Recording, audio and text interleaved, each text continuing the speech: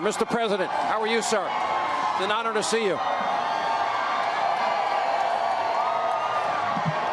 Wave to the fake news media. Hello, folks. It's great to see you. How are you? Nice to see you. You want to sit? You want to stand? What do you want to do? Stand. First, where's your camera? Tell me. Right here? Yeah, you can look right there. First, you can thank Laura Ingraham, who's given us extra Hannity time tonight. Well, she's very special, and she's doing well. You know what? She's doing well. She's a big supporter of yours. But what do you make of where the Kavanaugh hearings are now? There's a new set of demands that have come out. I think it's a very sad situation. He's an outstanding person. And frankly, Sean, to see what's going on is just very, very sad. You say, why didn't somebody call the FBI 36 years ago? I mean, you could also say, when did this all happen? What's going on? To take a man like this and besmirch. Now, with that being said, let her have her say, and let's see how it all works out. But I don't think you can delay it any longer. They've delayed it a week already. And you've been very accommodating. I have been accommodating. I say, let her say what she has to say, and let's see how it all comes out. But they've delayed it a week, and they have to get on with it. Yeah. Mr. President, you're dealing with a lot of good economic news today. And there's a lot of media people, it seems like all they ever talk about, and John Solomon and Sarah Carter broke a big story tonight. Great people. And what they're saying is that even the intelligence community and the FBI didn't want to give the intel to the Obama administration because there were conflicts, and they would weaponize it against you. That's our new information. Well, I'm not surprised to hear it. If you look at what's been going on over the last couple of years, and I'm not just talking about from the time I won the presidency, this took place when I was winning in the primaries. I mean, you look at what's going on, I'm not surprised to hear anything. Before the election, after the election, even the media leak strategy, Lisa Page had testified that for 9 months they had no evidence at all whatsoever. But it seems to be coming to an end. Well, it has to come to an end. It's so bad for our country. I call it the witch hunt. It is so bad for our country. And when you see Strzok and Page and McCabe with his lies, they gets fired for lying. You see all of the things, and Comey for lying and leaking. You see what went on. It's got to come to an end. So bad for our country. The irony in all of this is I have been uncovering all of this. When you think about it, Clinton bought and paid for, used funneled money, a dossier, foreign national put it together. A lot of money. They never verified. Yep. They never corroborated, and it was the bulk of information. You have now said declassify and redact it. How soon will that be coming? Well, we're moving along. We're working along. We're also dealing with foreign countries that do have a problem. I must tell you, I got called today from two very good allies saying, please, can we talk? So it's not as simple as all that. And we do have to respect their wishes, but it'll all come out. You know what? Elections are about peace and prosperity. Your economic record, I talked about it earlier in the show tonight. Record low unemployment, 14 states, African Americans, Hispanic Americans, women, youth unemployment. We have great news on the economy. Better news with Kim Jong-un. He's not firing rockets over Japan. Well, with, honestly, Korea, North Korea, South Korea, things are working out very nicely. Tough sanctions against Russia, and the Iranian economy and the Chinese economy are both going down as you have taken a tough stand. Well, it's time to take a stand on China. We have no choice. You know, it's been a long time. They've been hurting us, and our farmers are great, and our farmers are starting to do very well again. It's very interesting.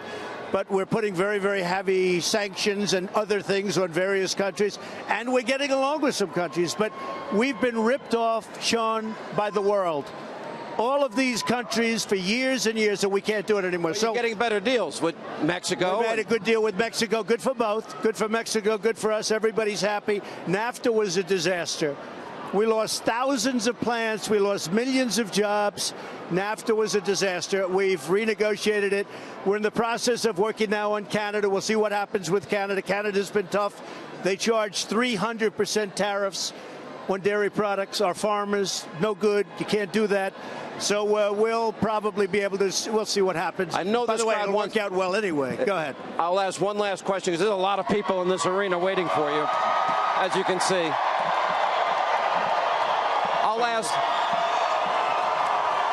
I'll ask one final question. Amazing people. 47 days from now is the midterm elections. 47 days. We know what the agenda of the Democrats are. They want to go after you. They want endless investigations. They want to keep Obamacare. They want to eliminate ICE. They want open borders. They want the crumbs back, your tax cuts. And my question is, the question that every American ought to ask is, are we better off than we were 2 years ago? What do you say to those people that love you, but maybe aren't so hot on their Republican House or Senate member? You got to go out and vote. We need more Republicans. We'll get everything we want. We need more Republicans. You want to protect your Second Amendment. You want to protect everything. You want to protect all of the great success that you've had over the last little more now than a year and a half. Think of it. We're coming up, can you believe it, on 2 years when you and I started talking.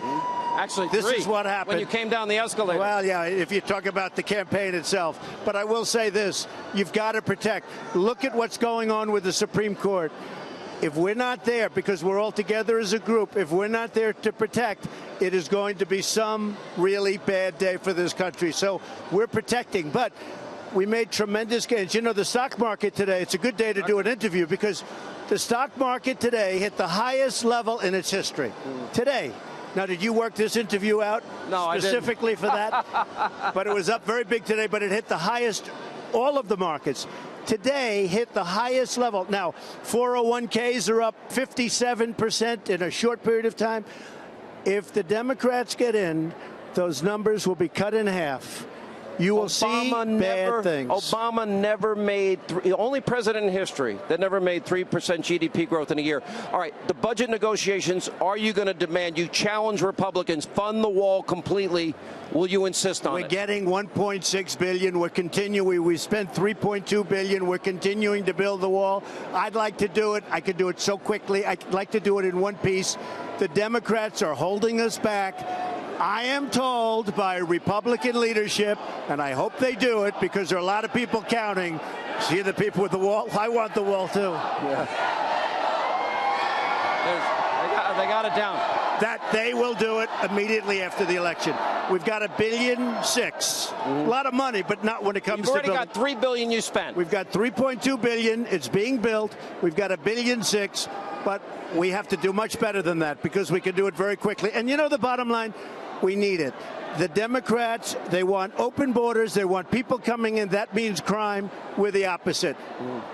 You got to have a border. You don't have a border, you don't have a country. You know that. It's about security. It's securing our children. It's about, and you want a door in your wall. Oh, it's going to have lots of doors. People are going to come in, but they're going to come in through merit. And they have to come in because we have companies moving in from all over the world. They're coming back to the United States. The biggest companies, Foxconn, the biggest companies in the world are coming back.